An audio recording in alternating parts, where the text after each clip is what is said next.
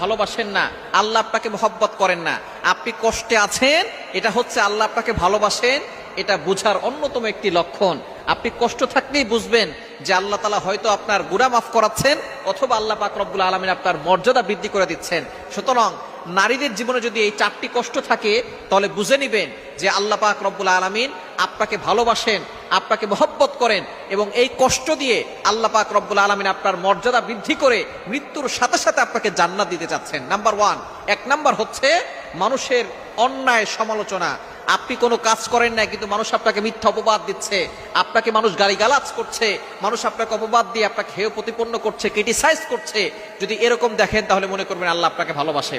দ্বিতীয় নাম্বার হচ্ছে স্বামী বা পরিবারের অবহেলা। যদি আপনার কাছে এরকম হয়, স্বামী বা পরিবার আপনাকে অবহেলা করছে, মনে করবেন আল্লাহ পাক রব্বুল আলামিন আপনাকে ভালোবাসেন।